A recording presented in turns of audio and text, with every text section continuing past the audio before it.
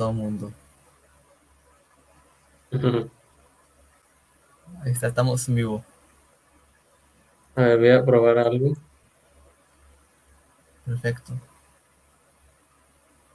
Ahí ves la presentación. Sí. Ahí está, mira. Ya, es que abrí la presentación y ahora sí di compartir pantalla a la presentación ya puesta. Ah, Para ok. que ahora sí cuando le Ah, doy, ya se mira, ¿no? perfecto, Ok. perfecto. Entonces ahora sí ahí te puedo ver a ti y está la Ujú. presentación abierta. Ok, muy bien. Estamos en vivo ya entonces. Ujú.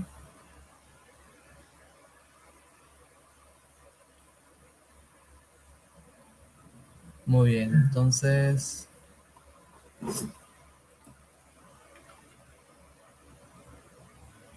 esperar un momentito para que se conecten gente. Unos 5 minutos. Ok. Sí, lo voy a mutear por un momento, ¿sí?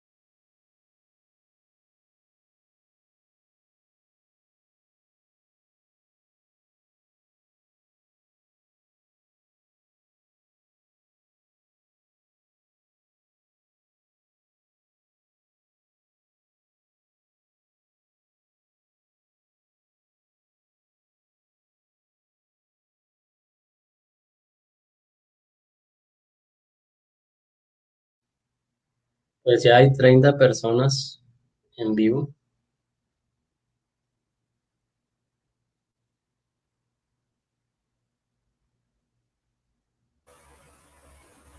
Muy bien, entonces empezamos. Tú nos dices, Sebastián.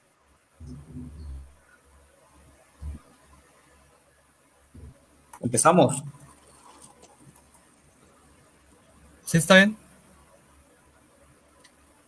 Muy bien. Buenas tardes, jóvenes, estudiantes de la Facultad de Ciencias de la Tierra y el Espacio, de la Universidad Autónoma de Sinaloa, público en general. Bienvenidos a nuestra nueva conferencia en el marco de la Jornada Sinaloense del Conocimiento del año 2020, en un curso.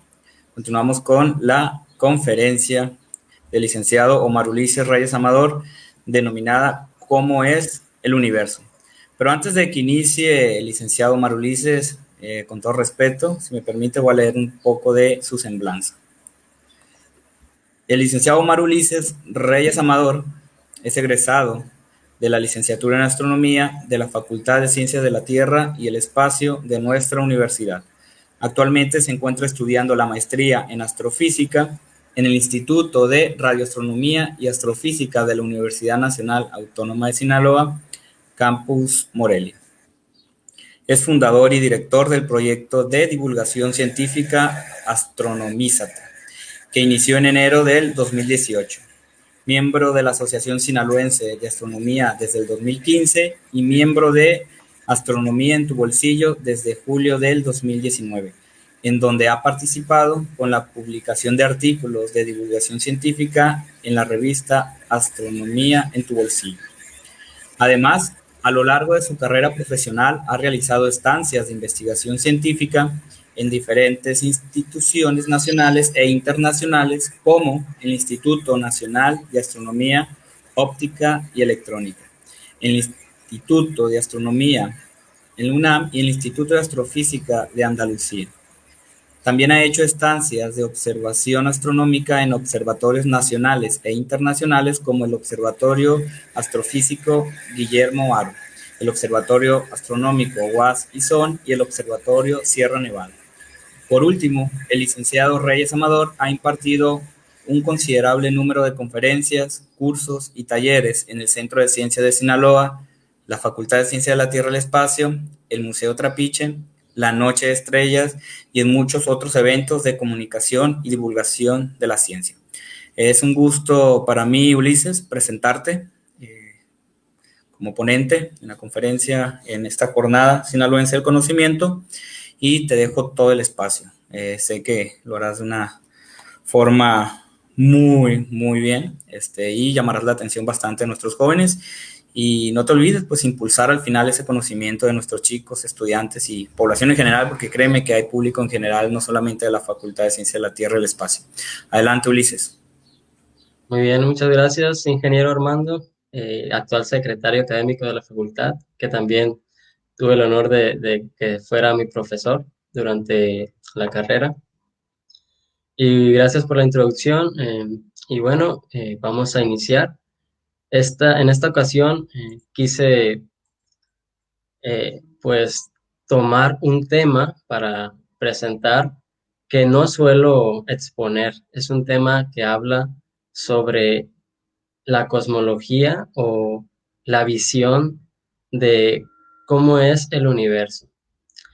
Y bueno, espero que les guste. En esta charla van a aprender cómo es el universo, pero desde la perspectiva histórica, cómo se pensaba hace mucho tiempo que era y cómo poco a poco se fue desarrollando la astronomía hasta llegar a la nueva perspectiva del universo. Y bueno, pues iniciamos, ¿no? Entonces, como les digo, vamos a iniciar por la historia. Todos sabemos que en las épocas antes de Cristo, pues existió el filósofo griego Aristóteles. Cabe mencionar que en esta época, cuando se refería a alguien como filósofo, prácticamente era un científico. Aristóteles pues se dedicaba a muchas ciencias, principalmente a la física, a las matemáticas, a la astronomía, a la biología y muchas otras ciencias sociales. Él contribuyó con el modelo geocéntrico. Eh, Muchas veces le adjudican este modelo a Ptolomeo, pero Aristóteles fue el primero en hablar sobre un modelo cosmológico, es decir, la forma del universo, y él proponía que era geocéntrico, porque era lo que él observaba desde aquí, desde la Tierra. Uno podría pensar que las estrellas, el Sol, los planetas, la Luna, gira alrededor de la Tierra, porque es así como lo vemos desde aquí. Él proponía que la Tierra estaba en el centro y que alrededor de ella giraban los demás astros. Y todo esto para él era el universo. Decía también que la Tierra estaba formada de 4 elementos: agua, tierra, fuego y aire. También decía que había esferas concéntricas que rodeaban a la Tierra, en la cual estaban posicionadas o pegadas las estrellas y los planetas, y que estas esferas contenían éter. El éter era en esa época un material que ellos creían que llenaba el espacio en el universo. Posteriormente, otro filósofo griego, que también de la época antes de Cristo, propuso un nuevo modelo. Este filósofo es Aristarco de Samos. Él nada más se dedicaba a estudiar la física, las matemáticas y la astronomía. Él propone que mediante el cálculo de los tamaños de la Tierra y el Sol, él logra medir los tamaños de la Tierra y el Sol, se da cuenta de que el Sol es mucho más grande que la Tierra físicamente. Lo que uno pensaría es que el Sol es más pequeño, porque si lo vemos desde aquí, desde la Tierra, pues el Sol es una bolita en el cielo y la Tierra pues es un cuerpo enorme, ¿no? Pero él logra calcular los tamaños y como el Sol es más grande, entonces él dice que lo más lógico es que el Sol sea el que esté en el centro y que los demás planetas orbiten alrededor de él. Eh, este, este científico fue uno de los que tuvieron acceso a todo el conocimiento que estaba guardado en la biblioteca de Alejandría. Sin embargo, aunque él propuso este modelo, no se dio a conocer mucho, ya que todos sus trabajos se perdieron en uno de los incendios que ocurrieron en esta biblioteca. Por esta razón es que el modelo heliocéntrico no tomó importancia en esta fecha, sino hasta después. Entonces, pues una de las cosas que no podía explicar bien el modelo geocéntrico de Aristóteles era el movimiento retrógrado de Marte. Si nosotros observamos a Marte a lo largo del año en el cielo, vamos a ver que conforme pasan los días o los meses, Marte va cambiando su posición. Y no hablo de la posición que es debido a la rotación terrestre, no. Hablo de la posición debido al movimiento propio de Marte. Entonces, si observamos a Marte, vamos a apreciar que este va a ir avanzando cada vez más, pero va a llegar un momento en que empieza a regresarse, formando una especie como de óvalo, ¿no?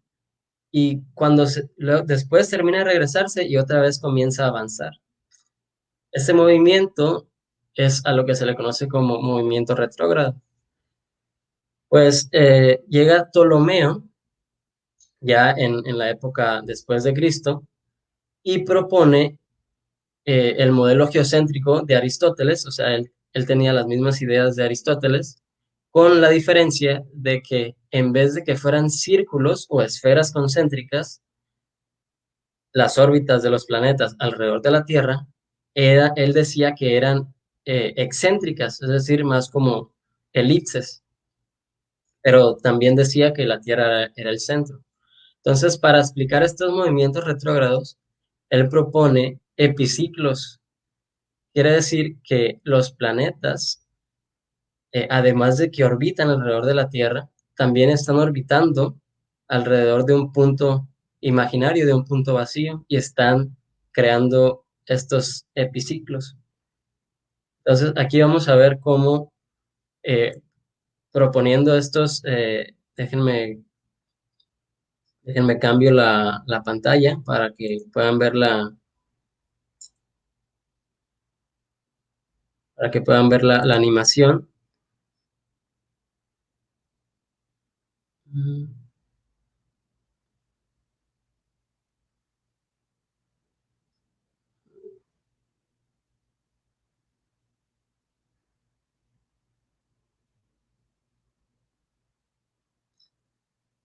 Ok, vamos a ver cómo estos epiciclos que proponía Ptolomeo explicaban este movimiento retrógrado. Vemos cómo aquí la Tierra está situada en el centro y el Sol está orbitando alrededor de la Tierra, pero también Marte está orbitando alrededor de la Tierra, pero a su vez está orbitando alrededor de un punto vacío mediante esos epiciclos. Y si observamos la línea roja, vemos cómo se forma ese movimiento retrógrado que se observa. Entonces, esto le da mucho soporte a la teoría del modelo, al modelo geocéntrico, y es Ptolomeo el que le da el mayor auge en la época a este modelo. Vamos a regresar a la a la presentación.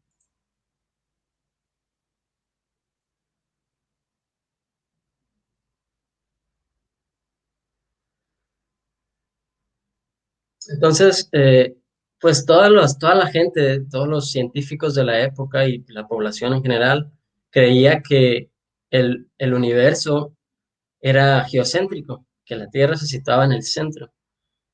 No fue hasta 1500 años después cuando alguien se animó a proponer un modelo diferente.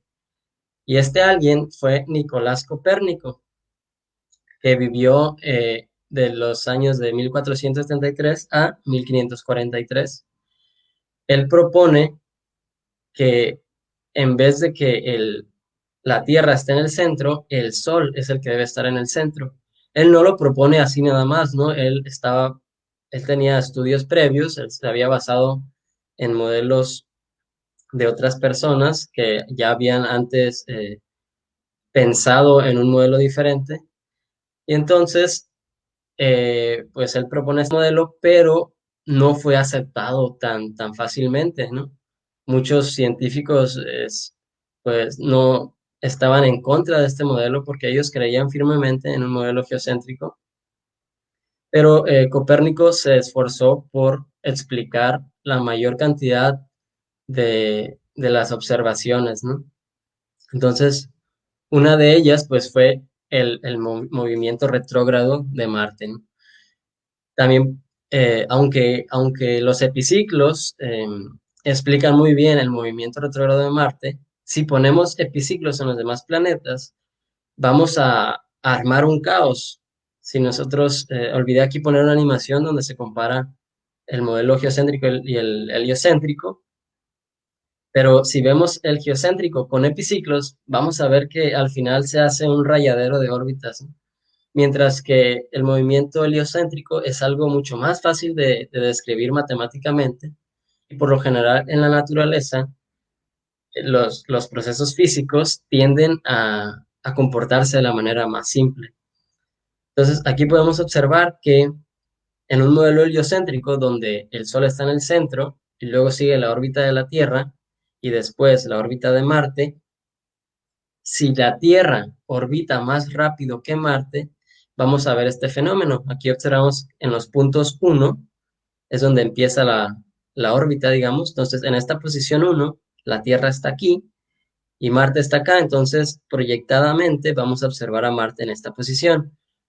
Conforme la Tierra se va moviendo, nosotros observamos que Marte también va avanzando, ¿no? Pero vamos a llegar a un punto en el que aquí, si se dan cuenta, la órbita ha recorrido más parte de su órbita que Marte. Marte solo ha recorrido una pequeña fracción y la Tierra ha recorrido un cuarto de órbita porque se mueve más rápido. Entonces, proyectadamente, vamos a ver a Marte en una posición en donde ya empieza a regresarse.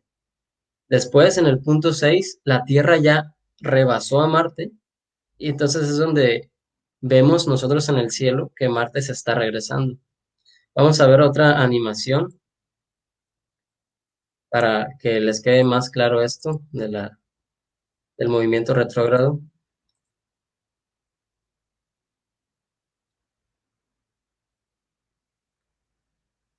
Entonces, aquí vemos cómo está la Tierra en un punto de su órbita y Marte en otro punto de su órbita, ¿no? Entonces, cuando yo le doy play a la animación, aquí vamos a ver cómo avanza Marte, ¿no? Cómo se proyecta en el cielo desde aquí, desde la Tierra. Vemos cómo Marte empieza a regresarse cuando la Tierra lo alcanza y lo rebasa, ¿no?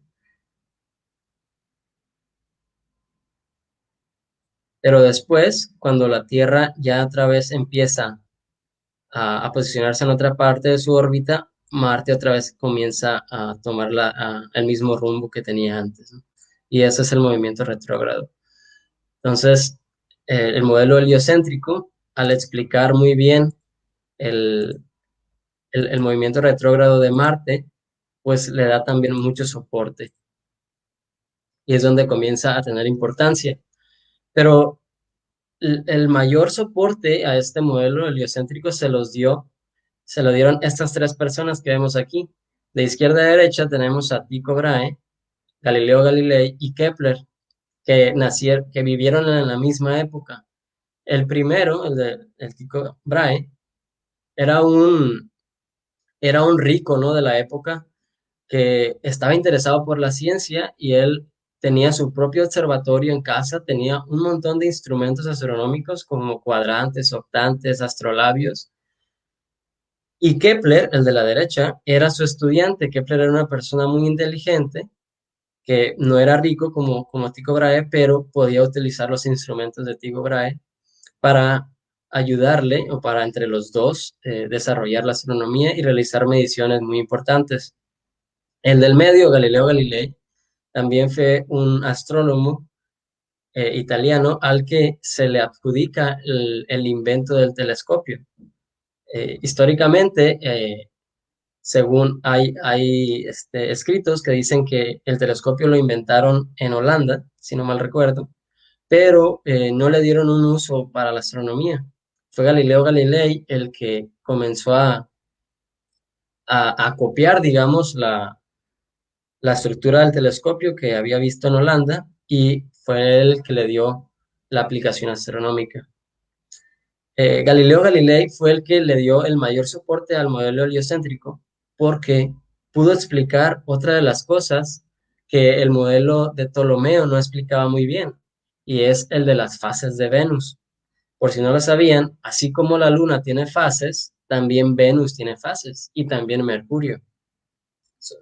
Entonces, si nosotros ponemos atención, si en algún momento podemos observar por un telescopio por varios meses y ponemos atención en Venus, nos vamos a dar cuenta de que hay una parte en el año donde Venus tiene esta fase, y conforme pasa el tiempo va aumentando la cara iluminada, ¿no? Hasta que llega un punto en que se ve casi el 100% de la superficie de Venus iluminada. Entonces, esto sería como un Venus creciente, y esto sería como un Venus lleno, ¿no? Si nosotros tratamos de explicar las fases de Venus con el modelo de Ptolomeo, vemos lo siguiente. Vamos a otra animación.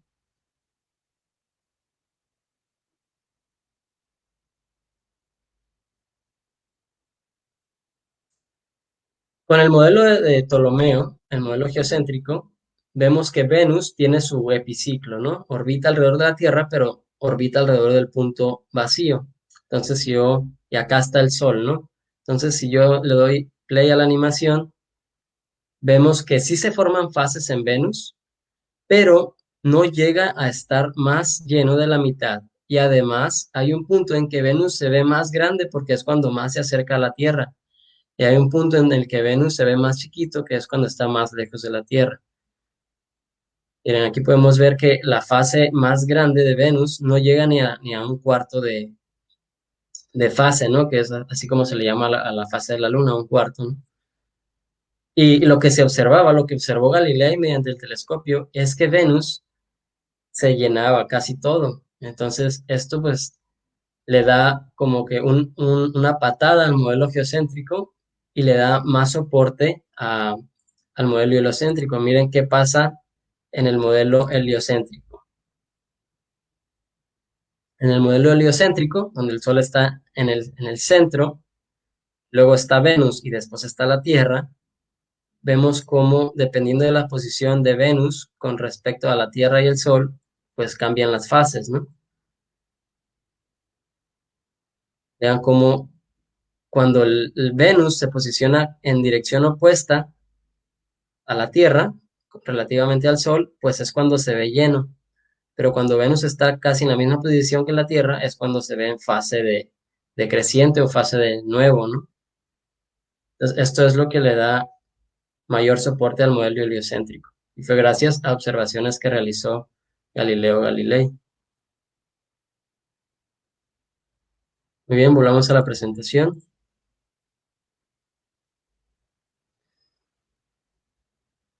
Entonces, como les mencioné anteriormente, Kepler, el que estaba hasta la derecha, utilizando todos los datos que obtuvieron mediante los instrumentos de Tycho Brahe, pudo proponer tres leyes fueron 3 leyes empíricas que él mediante observaciones llegó a estas leyes, a estas relaciones matemáticas. La primera es que él llega a la conclusión, perdón, de que todos los planetas, o al menos la Tierra, orbita alrededor del Sol en una órbita elíptica. Sabemos que la elipse tiene 2 focos.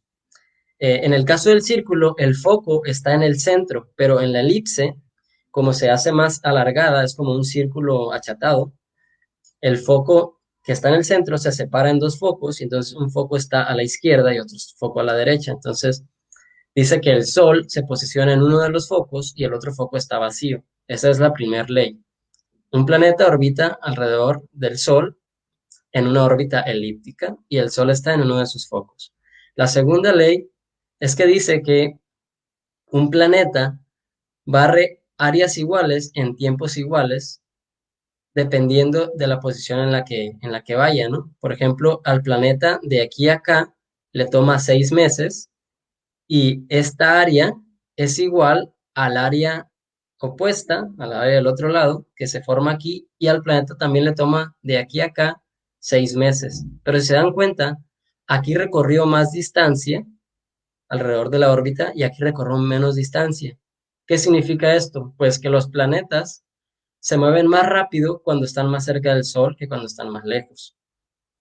Y la tercera ley dice que el semieje mayor de la órbita, que es esta distancia que está aquí acotada con la letra A, está relacionado con el periodo, es decir, lo que tarda el planeta en darle una vuelta completa al Sol. Y la relación es esta. El cubo del semieje mayor es proporcional al periodo al cuadrado. Vamos a ver las animaciones para que les quede un poquito más claro. De nuevo voy a compartir.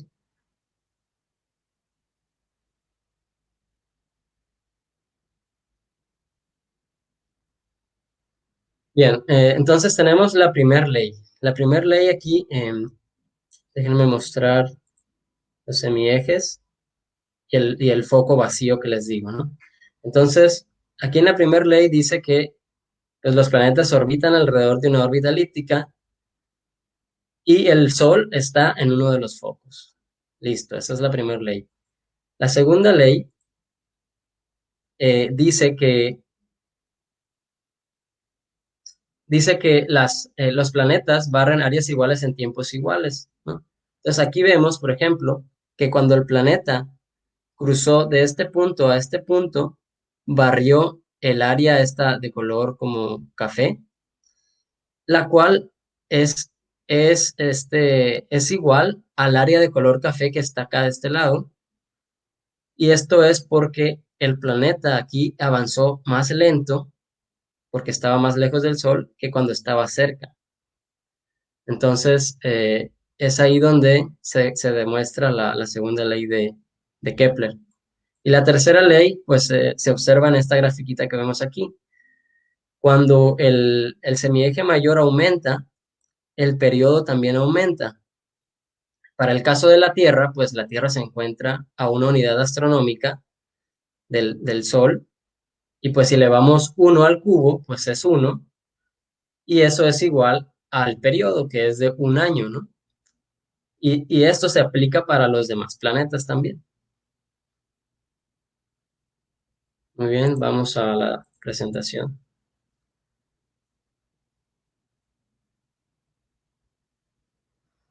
Entonces, a partir de aquí, la astronomía empieza a tener mucho desarrollo y una visión del cosmos empieza a tener más sentido porque cada vez es mejor explicada mediante modelos matemáticos. Después, en el año de 1642, nace el físico famoso, que todos sabemos porque nos lo enseñan en la secundaria, Isaac Newton. Isaac Newton aportó un montón de cosas a la física y a la astronomía.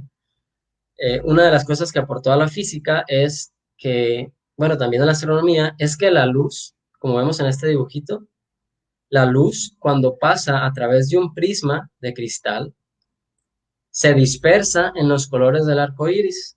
Quiere decir que la luz está compuesta de diferentes colores o longitudes de onda. Otra de sus aportaciones es el telescopio reflector newtoniano, porque el que usaba Galileo Galilei era un telescopio refractor que utilizaba lentes, pero Newton inventa el telescopio reflector que funciona con espejos. Y una de sus mayores aportaciones, pues son las tres leyes de la física, las tres leyes de la inercia, por ejemplo, la primera de la inercia, la de la fuerza es igual a la masa por la aceleración, y la ley de la acción es igual a la reacción, ¿no? Entonces, y otra, la más importante, es la ley de gravitación universal, que es la que explica a nivel Tierra o a nivel sistema solar cómo se comportan los cuerpos con masa. Todo esto, todas estas aportaciones, él las escribió en su libro Principia Matemática. Y gracias a estas aportaciones, pues la astronomía comenzó a tener un avance exponencial. Posteriormente, llega Albert Einstein y sus teorías. Él en 1905 propone el efecto fotoeléctrico, el cual consiste en que si inciden rayos de luz de alta energía en una placa de metal, se van a desprender electrones y estos electrones pues van a formar una corriente eléctrica. Este principio es con el cual funcionan los paneles solares. Albert Einstein obtuvo el premio Nobel por este efecto. Él descubrió este efecto en 1921. Pero en 1915, bueno, antes, en 1905 también propuso la teoría especial de la relatividad, en la que él propone propone varias cosas, ¿no? Pero la más importante es que la luz viaja a velocidad constante y esa velocidad es igual a 300.000 kilómetros por segundo. Y también dice que nada puede viajar más rápido que la luz. También propone la equivalencia masa-energía. Él dice que toda masa puede ser convertida a energía siempre y cuando tenga una eficiencia del 100%. Hoy en día, por ejemplo, se puede convertir, bueno, las estrellas convierten masa en energía, pero no lo hacen con un 100%, pero lo hacen con una eficiencia muy grande. Sin embargo, a la teoría que quiero llegar es a la que propone en 1915, que es la teoría general de la relatividad, con la que él da una visión de la forma del universo mucho más general que la de Isaac Newton. En esta teoría, Albert Einstein dice que pues el espacio, o más bien el universo, está inmerso en algo que se llama espacio-tiempo. Es decir, que nuestro universo está regido por 4 dimensiones, 3 espaciales, que las podemos decir como adelante, atrás, arriba, abajo, izquierda, derecha. Esas son las 3 espaciales. Y una cuarta que es el tiempo. Lo que vemos aquí son las ecuaciones de campo de Einstein, así se llama. Y lo que quieren decir es que donde haya masa, habrá curvatura, pero esta curvatura le va a decir a la masa cómo comportarse. Es decir, están muy relacionadas las dos, la curvatura y la masa. Por ejemplo, aquí vemos que este plano cuadriculado representa el espacio-tiempo y debido a la masa del Sol se crea una curvatura en ese espacio-tiempo. Y si nosotros colocamos aquí un cuerpo con masa, pues esta curvatura le dirá a este cuerpo con masa cómo se va a comportar. Entonces, mientras que Isaac Newton decía que la gravedad era una fuerza, Einstein, mediante su teoría general de la relatividad, dice que la gravedad es más bien un campo, no es una fuerza, sino un campo, como el que vemos aquí.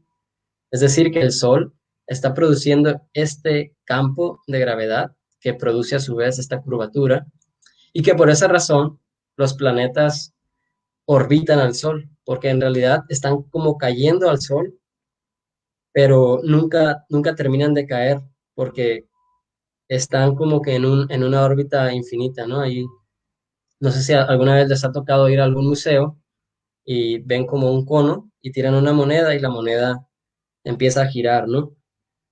Pues en el experimento vemos que la moneda sí cae al centro porque tiene fricción con la superficie, pero lo que pasa realmente en el espacio es que los planetas no tienen fricción. Bueno, pues Einstein, eh, con estas ecuaciones, él propone que el universo es un universo estático donde todo está, o sea, el universo se creó y todo ha estado igual. Todos los planetas, las galaxias han estado igual, nunca ha habido un cambio. Pero para lograr esto con sus ecuaciones, él añade una constante aquí, que es hoy en día conocida como la constante cosmológica. Él añade esto porque en esta época, en 1915, la mayoría de los astrónomos y físicos creían en un universo estacionario que no evolucionaba. Pero Einstein con sus ecuaciones, sin agregar esta constante, salía que el universo se expandía. Pero como él y los demás astrónomos no creían en un universo en expansión, sino en un estacionario, entonces él añade esta constante para convertir su universo en un universo estacionario. Esto se convirtió en el peor error de Albert Einstein, porque hoy en día sabemos que el universo se expande. Pero una de las cosas que siempre me gusta mencionar es que eh, la teoría general de la relatividad no fue aceptada en 1915, sino 4 años después, en 1919, mediante un evento astronómico que fue un eclipse solar que ocurrió, bueno, se puede observar en dos partes del mundo, ¿no? En Brasil y en la isla del Príncipe, en África.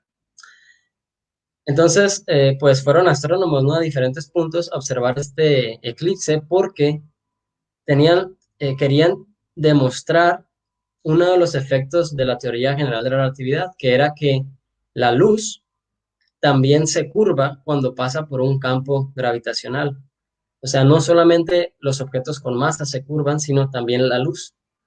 Entonces, lo que ellos observaron es que efectivamente las estrellas que estaban muy cerquita del Sol tenían una posición aparente distinta a su posición real.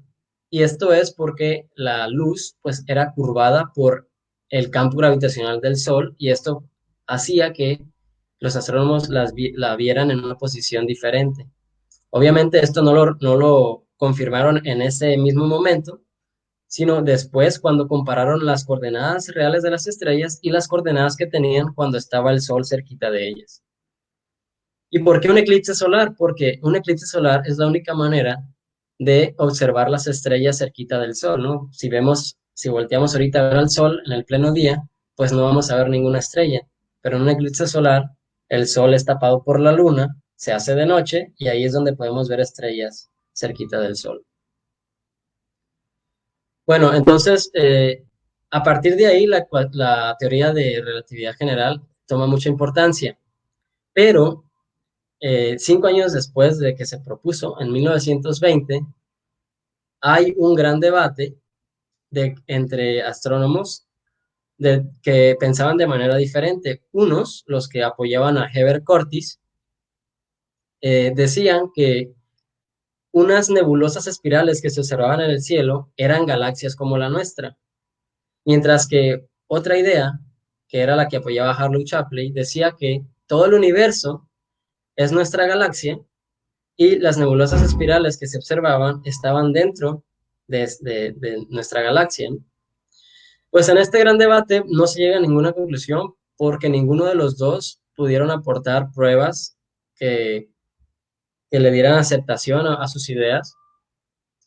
Pero en 1924, Edwin Hubble, este astrónomo de aquí, mediante observaciones en el observatorio del Monte Wilson, que en esa época era el más grande, mide 2.5 metros, pues él logra determinar la distancia a una de las nebulosas espirales llamada Andrómeda. Y en esta época digo nebulosas espirales porque aún no se utilizaba el término galaxia, porque no se sabía si toda nuestra galaxia era el universo y las demás que veíamos pues eran cosas dentro de nuestra galaxia, ¿no? Bueno, pues Edwin Hubble encuentra que la galaxia de Andrómeda se encontraba a una distancia mucho mayor al tamaño que se tenía en esa época de nuestra galaxia. ¿Qué quiere decir? Que era imposible que la galaxia de Andrómeda estuviera dentro de nuestra galaxia. Entonces, es aquí donde la idea de Heber Cortis tiene la aceptación, y es aquí donde comienza la astronomía extragaláctica. Es decir, las nebulosas espirales que se observaban eran otras galaxias como la nuestra. Quiere decir que el universo era todavía mucho más grande del que se pensaba. Entonces, pocos años después, en 1927, se reúnen un montón de físicos y astrónomos de la época. Aquí vemos en esta foto, podemos ver a Albert Einstein y a otros que ustedes a lo mejor identifican. En este congreso, pues, iban a hablar sobre las ecuaciones de Einstein y sobre un modelo cosmológico del universo, ¿no? Entonces, anteriormente, en 1922, Alexander Friedman, un físico ruso, físico y matemático ruso, ya había resuelto las ecuaciones de Einstein, y él fue el que se dio cuenta de que al resolver las ecuaciones de Einstein obtenía un universo en expansión. Sin embargo, pues como él era ruso, pues entre Rusia y acá el continente americano, pues no había mucha comunicación, pues no tuvo tanta importancia su trabajo. Sin embargo, en 1927, Georges Lemaitre, un científico, pero que además era padre, era sacerdote, era muy inteligente, entonces él también encuentra una solución a las ecuaciones de Einstein. De hecho, llega a la misma solución que Alexander Friedman. Y entonces aprovecha que él era de Bélgica y pues este congreso fue en Bélgica, aprovecha ahí para encontrarse con Einstein y mencionarle lo de su trabajo, ¿no? Pero Albert Einstein no le hace mucho caso porque, como les digo, todos estos científicos que vemos aquí creían en un universo estacionario que no se expandía. Alexander Friedman, pues lamentablemente muere en 1925 y entonces ya no logra darle soporte o impulso a su solución. Entonces, Georges Lemaitre tenía razón porque en 1929 Edwin Hubble, el mismo que determinó la galaxia Andrómeda, la distancia de la galaxia Andrómeda, encuentra que el universo se estaba expandiendo. Ahorita vengo a esta diapositiva. Cuando hablo de las ecuaciones de Einstein, estas ecuaciones, cuando las resuelves, obtienes otras ecuaciones que se llaman ecuaciones de Friedman, ¿no? Que Friedman por este científico. Pues si ustedes resuelven estas ecuaciones de Friedman, obtienen modelos del universo. Y aquí podemos ver en esta gráfica diferentes tipos de universos que los científicos de la época empezaron a obtener resolviendo estas ecuaciones, ¿no? Hay un universo, por ejemplo, que se expande, pero se vuelve a contraer. Hay un universo que se expande de manera exponencial. Hay otro universo que se expande muy lento a inicios del universo, pero después comienza a expandirse cada vez más rápido. Y así sucesivamente, los científicos, los astrónomos, proponían muchos universos dependiendo de las soluciones a esta ecuación. Por otro lado, hay otra ecuación que vemos aquí que se llama métrica FLRW, por todos estos nombres, que es el que te dice cuál es la geometría del universo. La de acá de la izquierda te puede hablar del contenido energético del universo, ¿no? ¿Qué tanta materia hay? ¿Qué tanta materia oscura? ¿Qué tanta energía oscura? Pero el de la derecha te dice la geometría del universo, si es plano, si es hiperbólico o si es cerrado como una patata. Y eso depende del valor que le demos a la letra K aquí. Entonces, pues los astrónomos de la época, queriendo encontrar cuál es el modelo del universo que más se ajusta con lo que se observaba, pues resolvían estas ecuaciones, ¿no? Entonces, como les digo, en 1929, Edwin Hubble empieza a comparar las distancias que él había medido en otras galaxias con la velocidad con la que estas galaxias se alejan de nosotros. Y se empieza a dar cuenta de que al observar al observar galaxias cada vez más distantes, las galaxias se mueven más rápido, pero alejándose de nosotros, cada vez más rápido. Y entonces es aquí donde se da cuenta de que el universo está en expansión. Y lo podemos ver como un globo, ¿no? Vamos a ver esta animación.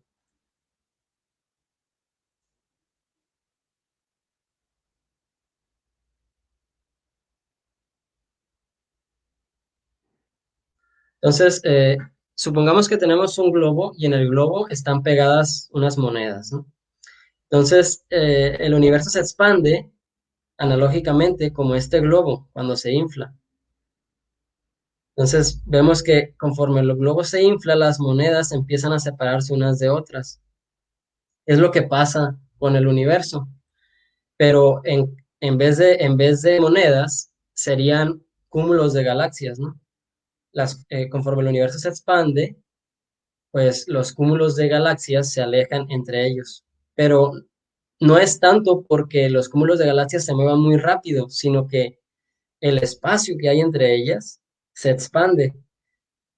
Entonces, ¿qué pasa? Pues nosotros lo vemos como que aumenta la velocidad. Es por eso que Hubble obtuvo ese resultado.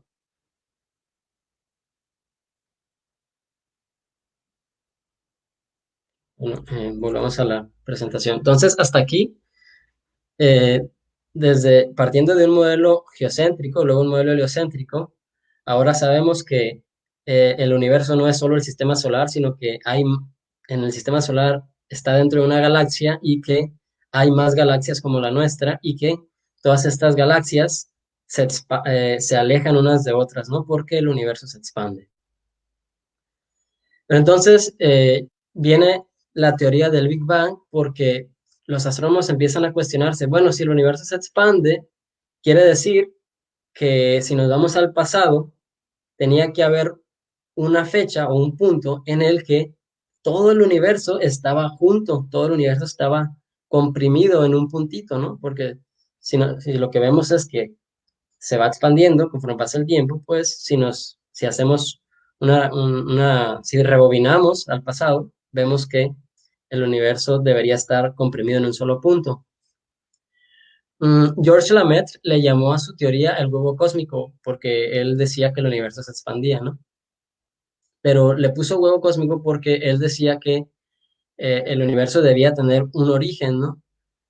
Que no, que así como nunca ha existido, así como lo vemos hoy en día, ¿no?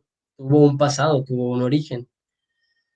Pero por otro lado estaba Fred Hoyle, que apoyaba al universo estacionario, entonces él se burla de George Lamaitre, diciéndole, oh sí, el universo empezó con un Big Bang, ¿no? Con una gran explosión, pero él lo dijo de manera, eh, ¿cómo se dice? De manera burlesca a esta teoría, ¿no? Sin embargo, él no sabía que estaba bautizando lo que hoy conocemos como la teoría actual del origen del universo, ¿no? Big Bang.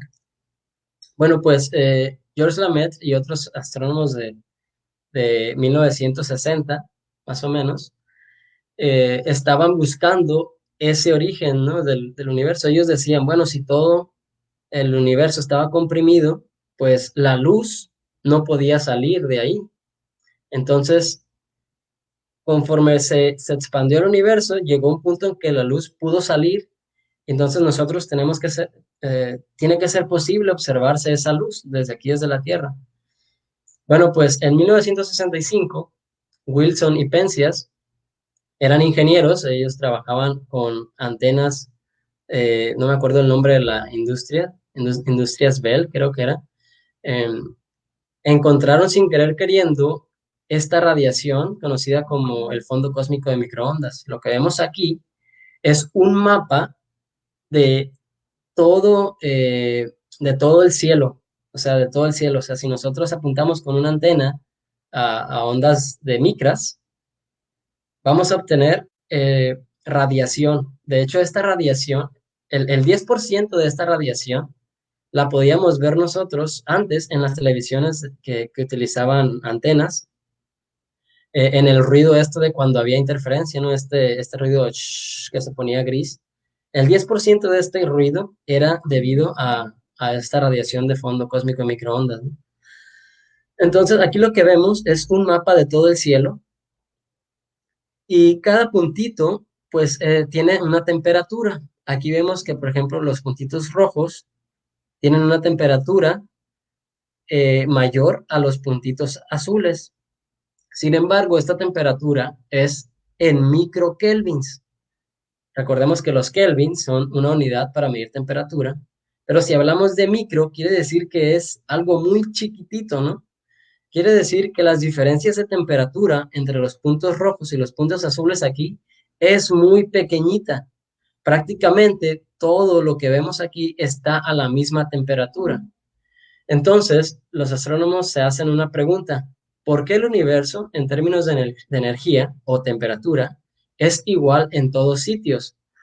Si el universo se expandió, no, no tuvo que tener tiempo para que toda la materia y todos los fotones, todo lo que existía, estuviera en equilibrio y tuviera la misma temperatura como lo observamos hoy en día. Entonces, ¿qué ocurrió, no? La teoría del Big Bang no lo explicaba todo. Sin embargo, años después, en 1980, Alan Wood propone la teoría de inflación con la que da solución a estos problemas que tenía la teoría del Big Bang. La teoría de inflación dice que en los primeros instantes del universo, hablando en términos muy, muy pequeños de segundos, el universo se infló o se expandió de manera exponencial, como lo vemos aquí. Imaginemos que esta es una línea del tiempo. A la izquierda empieza el universo y vemos cómo el universo se infla de manera exponencial. Esta es la parte que conocemos como inflación. Y posteriormente la materia se separa de la radiación y es donde salen los fotones que vemos en el fondo cósmico de microondas, que es aquí. Y después vienen otras épocas, ¿no?, en el universo. Pero vemos aquí cómo en la inflación se expande de manera muy, muy, muy grande. Vean cómo esto aumenta en muy poco tiempo. El universo se hace muy grande. Y en el demás tiempo, pues sí va creciendo, pero no tan aceleradamente como en la inflación, ¿no? Y vemos que cada vez aumenta más, ¿no? Conforme pasa el tiempo, el incremento de tamaño se hace más grande. ¿Por qué? Porque está en expansión, pero no solamente expansión, sino en una expansión acelerada. Cada vez va creciendo más rápido. Entonces, hoy en día podemos realizar modelos del universo muy, muy precisos. ¿Por qué? Porque ya conocemos eh, cómo es el universo. Sabemos que el universo se expande aceleradamente. Sabemos el contenido del universo en términos de energía, materia, etc. Sabemos la geometría del universo. Y entonces, bueno, aquí vemos en esta gráfica que el 73% del contenido energético en el universo es la energía oscura. Nosotros creemos que es esa energía que hace que el universo se expanda de manera acelerada. Sin embargo, no sabemos mucho sobre sus propiedades, sobre su naturaleza. El 23% es la materia oscura. La materia oscura es un tipo de materia que es invisible, no la podemos ver, pero podemos saber que existe por los efectos gravitacionales que tiene en las galaxias. Pues la materia oscura es un 23% del total del contenido energético del universo. La materia, es decir, todo lo que nosotros hemos visto, todo lo que conocemos, todo lo que conocemos aquí en la Tierra, lo que conocemos en el sistema solar, en la galaxia, todo lo que hemos visto mediante telescopios, todo eso solamente representa el 4% de materia. Y dentro de ese 4% de materia, déjenme decirles que no todo está resuelto. Y una pequeña fracción, pues son otras partículas que se llaman neutrinos. Entonces, si nosotros sumamos todo esto, pues obtenemos el 100% del universo. Y este modelo es conocido como lambda CDM, que significa, esta lambda es una letra griega, esta lambda representa a la energía oscura, y CDM significa materia oscura fría, cold dark matter, porque nuestro universo está dominado por materia oscura. Vean cómo hay más materia oscura que materia normal. Entonces, vivimos en un universo dominado por materia oscura y por energía oscura. Y de estas dos cosas, pues no sabemos mucho. ¿Qué quiere decir? Que no sabemos nada de nuestro universo todavía. Pero aquí podemos ver una simulación, la simulación Milenio del universo, ¿no? Vemos cómo todo lo que vemos aquí es materia oscura. O sea, en realidad la materia oscura no la podemos ver, pero como la materia oscura domina el universo, pues las simulaciones prácticamente contienen materia oscura, ¿no? Pero sí incluyen todo lo demás. Entonces aquí vemos que el universo es como una red, de hecho esta se llama red cósmica, que esta red pues conecta a todas las galaxias y los cúmulos de galaxias, pero también hay unos parches que se llaman vacíos, ¿no? En esos vacíos pues no hay nada. Y estos puntitos, estos cúmulos están conectados por estos filamentos. Entonces, si nosotros damos un zoom, vamos a darnos cuenta de que conforme nos vamos acercando, comenzamos a ver la estructura real del universo a como la observamos desde la Tierra, ¿no? Vean cómo hacemos un zoom y alcanzamos a ver cúmulos. Estos cúmulos contienen un montón de galaxias y alrededor de estos cúmulos pues hay también otros puntitos que podrían ser otros cúmulos más pequeños. Si nosotros pudiéramos hacer más zoom y más zoom, vamos a llegar a el tamaño de una galaxia. Y si seguimos haciendo más zoom, pues vamos a llegar al tamaño del sistema solar hasta llegar a la Tierra, ¿no? Entonces, vean cómo esta simulación, vean, aquí ya está todo el cúmulo, y todos estos puntitos que vemos son galaxias. Entonces, vemos cómo las simulaciones de hoy en día que se hacen con computadora representan muy bien lo que observamos utilizando este modelo. Entonces, así es el universo, ¿no?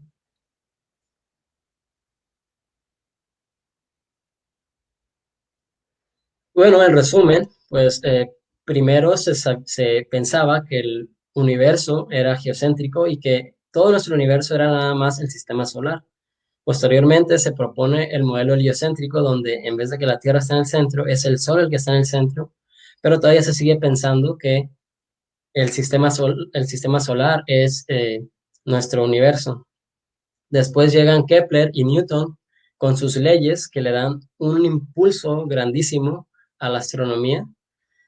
Entonces empieza a hablar de cómo se mueven los planetas en el sistema solar, pero hasta que llega Einstein y propone sus teorías de relatividad especial y general, se puede hablar de manera más general de un universo, o sea, no nada más el sistema solar, sino algo más grande.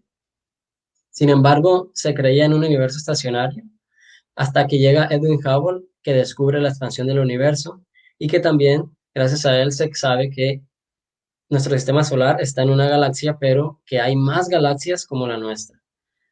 Después, a este universo en expansión se le adjudica un origen, el cual es llamado la teoría del Big Bang, pero tenía algunos problemas que no podía explicar, hasta que llega Alan Guth y propone la teoría de inflación, y con el conjunto de todos estos conocimientos se propone el modelo Lambda CDM, que es el que mejor explica lo que se observa hoy en día, un universo dominado por energía oscura y por materia oscura. Entonces, hoy en día sabemos que nuestro universo sigue muy bien este modelo, pero que además es un universo plano, olvidé mencionar eso. Es un universo plano que, como les mostré anteriormente, la K es igual a cero. Y bueno, con esto termino y los invito a todos a que nos sigan en las redes sociales. Pues yo aquí con este proyecto he publicado y realizado eventos de divulgación científica de astronomía desde 2018, ¿no? Pues muchas gracias, espero que haya muchas preguntas.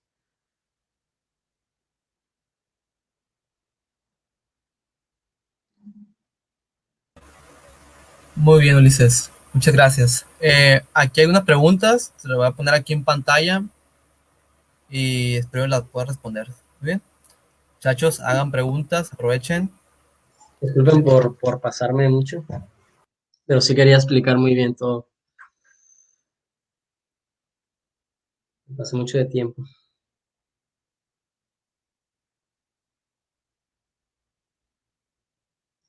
Ya está hecha la curvatura. Pues es que la curvatura, cuando hablamos de curvatura, es el espacio-tiempo en sí. Es como si tú pones una sábana, el universo, esa sábana representaría el espacio-tiempo. Entonces ahí vemos que la curvatura sería cuando tú le pones una masa, por ejemplo, una pelota o una canica.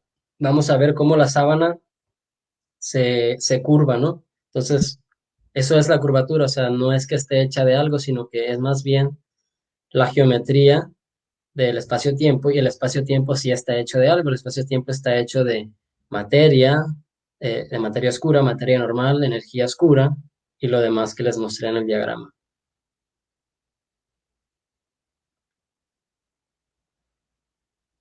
¿Cuál de todos los científicos es el que más te ha interesado por sus descubrimientos?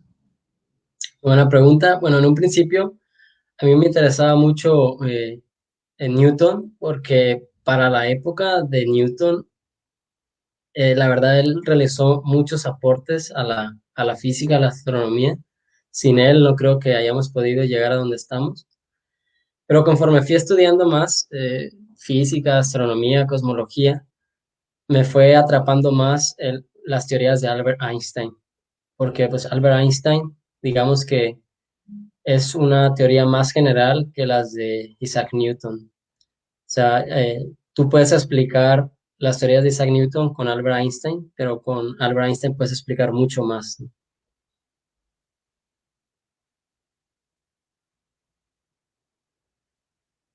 ¿Qué conforma el tejido del cosmos?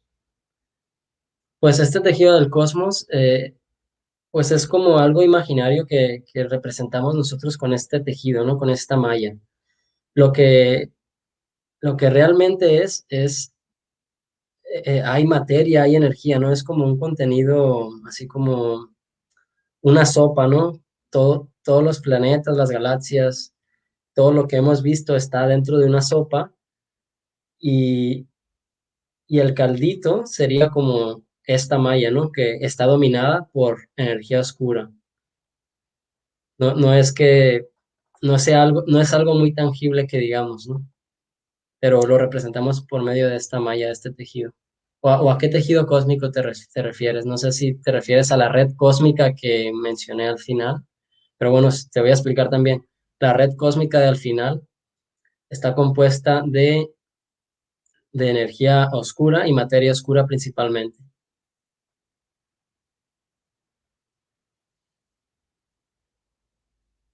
Ok, la relación espacio-tiempo, de una manera muy fácil te la voy a decir.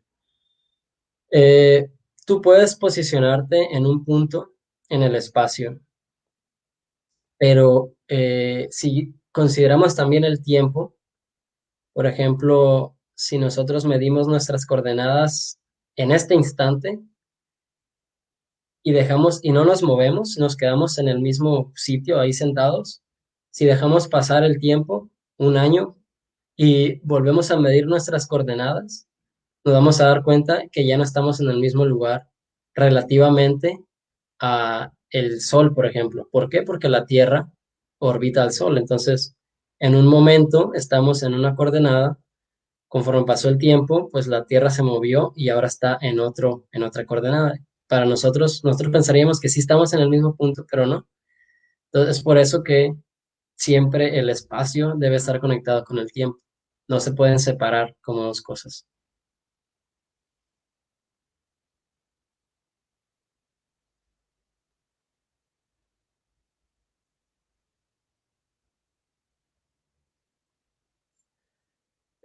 Pues, como les mostré, ya tenemos la tecnología para poder simular el universo, pero aún hay muchas interrogantes. Por ejemplo, la formación de las galaxias es algo que todavía no se conoce muy bien. Hay teorías que concuerdan muy bien con las observaciones, pero las simulaciones del universo que tenemos no explican todo todavía, ¿no? Además, hay muchas cosas que la teoría o que las simulaciones predicen que aún no han sido observadas. Entonces, hay trabajo por hacer, y conforme se desarrolle la tecnología seremos capaces de contestar a estas preguntas.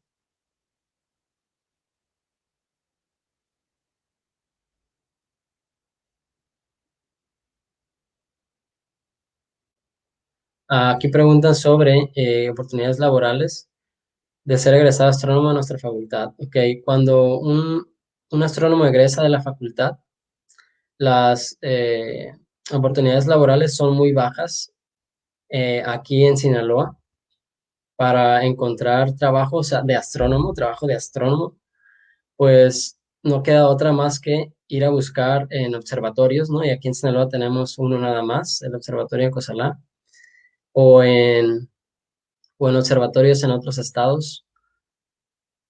También podría trabajar en un instituto dando clases como docente, pero eso ya no sería tanto como astrónomo, ¿no? Sino más bien compartir el conocimiento como docente. Entonces, lo que se recomienda es que como un astrónomo realmente es un científico, pues no basta con una licenciatura. Uno cuando estudia astronomía, desde el principio tiene que tener la visión de que continuará sus estudios con la maestría, después con el doctorado y si se puede, con postdoctorados, porque un astrónomo siempre tiene que estar publicando artículos, investigando para desarrollar la ciencia, ¿no? Es lo que hacemos. Por ejemplo, un médico, a lo mejor no basta con estudiar los 7 años de carrera, porque a nadie le gusta ser médico general. Entonces, estudian todavía 3 años más una especialidad y hasta otros no sé cuántos años más para llegar a un rango en que obtengan un puesto en un hospital, ¿no? Igual con los astrónomos. Tenemos que llegar a estudiar hasta el doctorado o hasta el postdoctorado para poder aspirar a una plaza de investigador en un instituto reconocido o incluso trabajar en un observatorio, en un gran observatorio. Sin embargo, en mi experiencia, si te apasiona la astronomía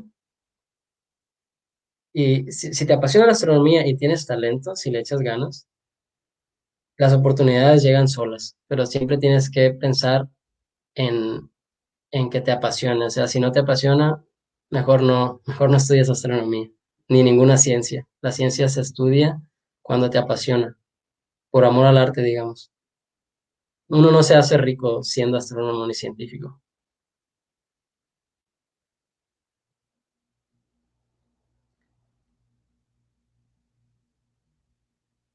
¿Cuál es el tema astronómico que se discute o debate más que no tenga consenso o llevando? Pues yo creo que es una buena pregunta, ¿eh? Hay, hay un tema que es tanto físico como astronómico que se debate mucho, que es el de unificar las teorías de, de todo el universo, ¿no? Como por ejemplo la mecánica cuántica y la teoría de gravitación, ¿no? Estas dos aún no pueden explicar, si las juntamos, no pueden explicar muy bien qué ocurre a nivel microscópico, a nivel cuántico, con las partículas, y al mismo tiempo poder explicar qué ocurre a nivel macroscópico. Entonces, hay mucha gente que todavía propone alternativas, como por ejemplo la teoría de cuerdas o teorías de quintesencia que se llaman, o incluso gravedad modificada, que es tomar las ecuaciones de Newton y modificarlas para explicar cómo funciona el universo. De hecho, creo que esto es cosmología, ¿no? Cuando hablamos de cosmología, es lo que todavía sigue siendo muy debatido. Entonces, todos los temas de cosmología aún son muy debatidos.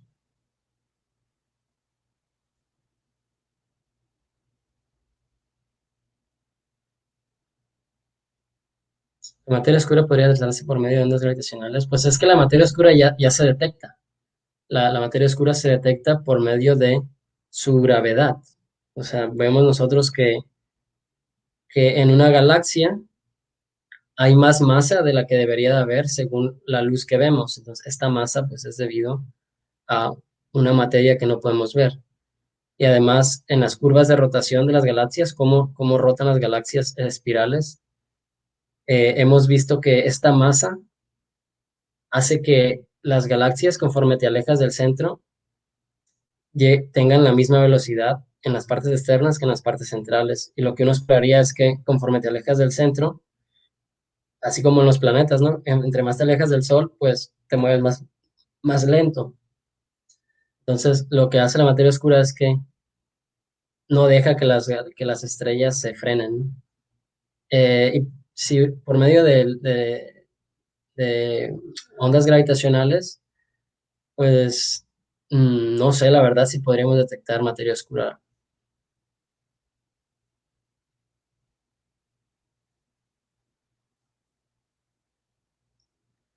Bueno, pues un físico no se centra solamente en estudiar al universo. Un físico también se centra, por ejemplo, en estudiar partículas, ¿no? Partículas como el electrón, el átomo, neutrinos. Un físico también se puede dedicar a cosas más aplicadas, como en la industria. Pero un astrofísico solamente estudia los fenómenos astronómicos. Por ejemplo, estrellas, galaxias, nebulosas. Y el astrofísico pues trata de explicar mediante física por qué ocurren esos fenómenos. O sea, un físico es como que más general, tiene muchos más temas que puede estudiar.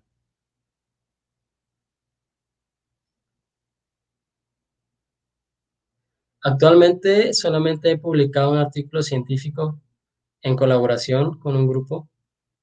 Sí se los puedo compartir, nada más que ahorita no tengo a la mano el enlace. Cabe mencionar que es un artículo que solamente entenderán quienes ya están inmersos en esta área de la investigación. Lo que sí he escrito bastante son artículos de divulgación científica. Los invito a leerlos en la revista Astronomía en tu bolsillo. Yo he publicado desde el número 3 en adelante, ahorita estamos en el número 6. Y también en mi página de Astronomízate publico muchas infografías y pequeños artículos ahí, pues que también se pueden llamar artículos, ¿no? Pero son más cortitos, más informales.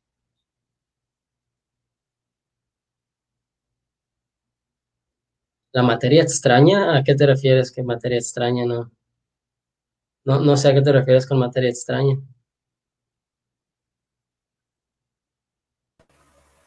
Bueno, me gustaría agregar a lo mejor unas pequeñas respuestas a algunas preguntas, solo para amenizar la discusión, ¿Ok?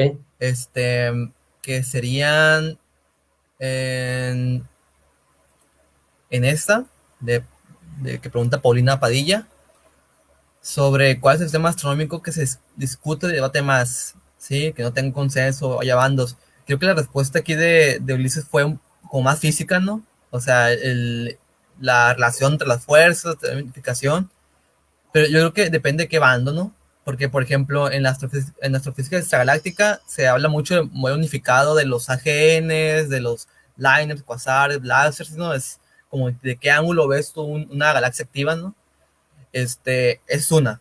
Luego, por ejemplo, en temas de medio interestelar, de gases, de nebulosas, todo eso, pues hay debate en la forma, bueno, más que nada en las masas, ¿no? De estas nubes, de la forma en la que absorben la energía y eso. De exoplanetas, hay mucho debate sobre la formación de exoplanetas, sobre la formación de sistemas exoplanetarios. Hay, o sea, los teóricos podrían decir que no se ocupan observaciones, pues solo con que sean ecuaciones, ¿no? Pero no, sí, siempre vemos observacionales, ¿no? Que estamos ahí para arruinarles la fiesta.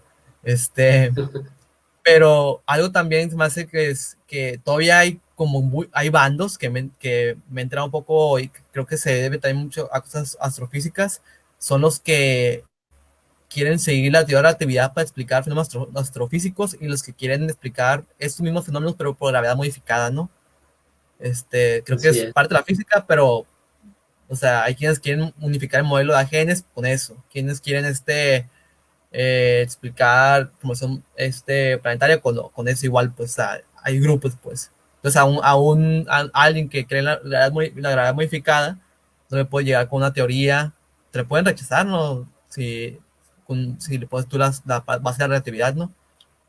Y pues, aunque son un poco menos, es menos mainstream, pues, pero es todavía hay grupos, ¿no? Que hacen mucho eso. Y otra pregunta, esta mera, también.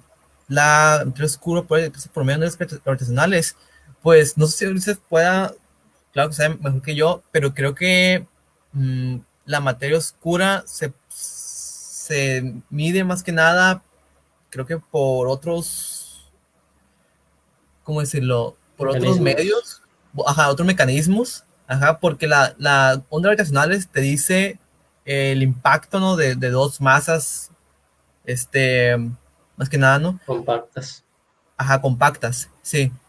Y creo que la materia oscura, como por eso dices, pues es más medible en la curva de rotación de galaxias, en masa faltante en galaxias también, pues galaxias enanas sobre todo, por ejemplo. Entonces, no, la verdad no, a lo mejor sería una pregunta para preguntarle a profesor Christopher, profesor Jesús, nuestra Janina, pero me parece que no, a priori no. Y esa pregunta, una pregunta se me hace porque a mí me explicaron cuando hice una maestría en Ciudad de México. No solo dices cómo se sienta, pero este, por ejemplo, nosotros como estudiantes de astronomía, pues vamos a ser astrónomos, ¿no? Ulises es astrónomo, yo soy un protoastrónomo, y así. Pero los físicos, pues también se dedican al estudio de materiales, a la parte más aplicada de industria, todo esto. Pero la astronomía, como la física, son ciencias básicas, ¿no? La astrofísica ya es una rama de la astronomía, ¿no? Como la física, bueno, también podría ser, Nuclear, por ejemplo. Física nuclear sí, física es una rama. nuclear, biofísica, lo que sea, ¿no? Entonces, creo que son como ramas, pero la astronomía en general, pues se dedicaba a otras cosas. Ya cuando se empezó a aplicar la física a los astros, a estudiar de sus componentes, todo eso, pues ya nació la astrofísica. Pero no sé, Ulises, a ver, yo tengo una pregunta para Ulises, ahorita que está hablando de egresado y todo este rollo. A ver. ¿Cómo te sientes tú estudiando posgrado, siendo astrónomo y con compañeros principalmente físicos o ingenieros? O sea, ¿cómo te sientes en ese ambiente o en las reuniones de estudiantes de astronomía? O o sea, ¿te consideran como astrónomo, como físico, como nada? ¿Cómo? ¿Sí? Bueno, los que saben que soy astrónomo, pues muchas veces dicen, pues es astrónomo, con razón ya sabe, ¿no? Porque una de las ventajas que tenemos como astrónomos es que cuando nos inscribimos a un posgrado de astrofísica, ya sabemos muchas cosas que los físicos que se inscriben a astrofísica no saben. Por otro lado, ellos saben otras cosas que no sabemos, pero creo yo que ellos tienen más deficiencias, porque a nosotros nos forman también con mucha física, bastante física, para poder entender astronomía, ¿no? Para poder muchos procesos de astronomía. Además, en la facultad nos dan con esa inclinación, pues, hacia la astrofísica, ¿no? Para que nosotros podamos hacer un posgrado en astrofísica. Entonces, a mí sí me consideran astrónomo en la maestría, me consideran astrónomo. Y yo creo que Si me comparo con mis compañeros físicos, yo sé más que ellos en cuanto a astrofísica, ¿no? ¿Por qué? Porque yo ya traigo conocimientos previos. Ellos, como que ellos es la primera vez que los ven y se les hace muy pesado, ¿no? Cómo nace una estrella, cómo se muere una estrella, a lo mejor es la primera vez que lo ven y yo ya lo miré en la carrera y nada más es como un repaso. A lo mejor si hablamos de relatividad, ¿no? De resolver ecuaciones difíciles y eso, quizás ellos sean mejores que yo en ese aspecto. Pero creo que tenemos ventaja. Si estudiamos astronomía, hacemos un posgrado en astrofísica, tenemos ventaja. Ok, muy bien. Sí, también he escuchado eso de otros compañeros, compañeros de Ulises, y también sobre todo de otra compañera que está estudiando en el Instituto de Astronomía sobre la programación, ¿no? Que muchos compañeros no estaban acostumbrados a programación, o por no haber hecho tesis, pues no estaban acostumbrados a la investigación. Entonces, pues todo eso es como un plus, ¿no? Pero sí, yo últimamente lo he pensado también porque a lo mejor lo que hacemos es astrofísica como licenciatura, pero tiene el nombre de astronomía, ¿no? ¿Sí? Y en sí, nosotros vamos a ser, creo que, más astrónomos que los que, nuevas generaciones que van a ser más astrofísicos, ¿no? Porque llevamos un poquito más de geodesia, Exacto. de cosas, ¿no? De posición, todo eso. Sabemos levantar terreno, Ordenadas. coordenadas, este, pero sí. Y como físico, yo no me identifico como físico, ¿no? O sea, No, yo tampoco. para nada. Mira, aquí hay más preguntas. Sí, Además, creo que ya una vez hubo un debate en el instituto donde estudio y preguntaron, ¿quién creen que son más raros, los astrónomos o los físicos? Pues llegamos a la conclusión que los ¿Cómo, físicos son perdón, más raros. te trabaste? ¿Los astrónomos físicos, preguntaste? Sí. Ah, O sea, ok. todos en el instituto, aunque son licenciados, casi todos son licenciados en física, pero todos se consideran astrónomos porque ya se doctoraron en astrofísica, ¿no? O sea, ellos se consideran astrónomos. Pero un doctorado en física, comparado con un doctorado en astrofísica, dijimos, ¿quién es más raro? ¿Quién?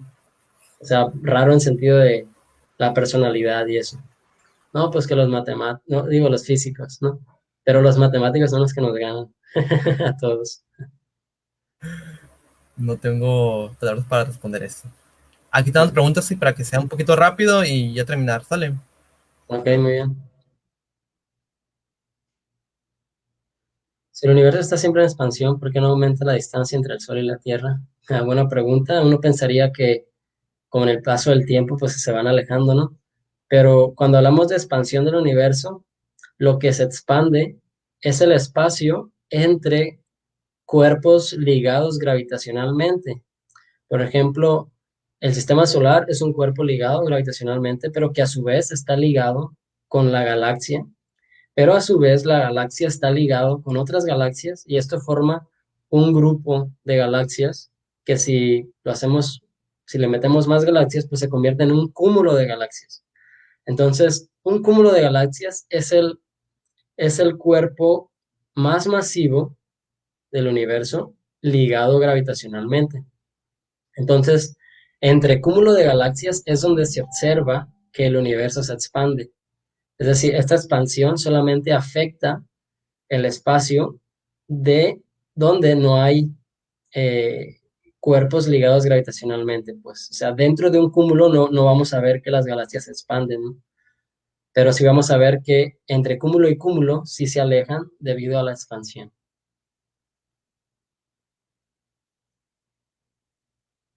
Yo estudio el posgrado en el Instituto de Radioastronomía y Astrofísica de la UNAM y el proceso prácticamente fue fácil, solamente tuve que terminar la carrera, obtener mi certificado y con ese ya podemos empezar a inscribirnos en la maestría, asistir a los cursos propedéuticos o hacer examen directo, ¿no? Pero recomendable hacer cursos propedéuticos, pasar los cursos propedéuticos y ya, y después ser aceptado en la maestría para poder solicitar tu beca de maestría, ¿no? Tu beca CONACYT.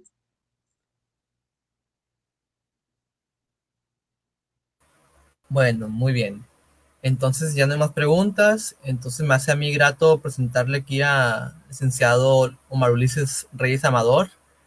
una constancia y reconocimiento sobre su valiosa participación en la Jornada Nacional de Conocimiento 2020. ¿Sí? En nombre de nuestro director, doctor Wenceslao Plata Rocha, y el maestro académico, profesor Jesús Armando Corrales Barraza. Entonces, Ulises, muchas gracias.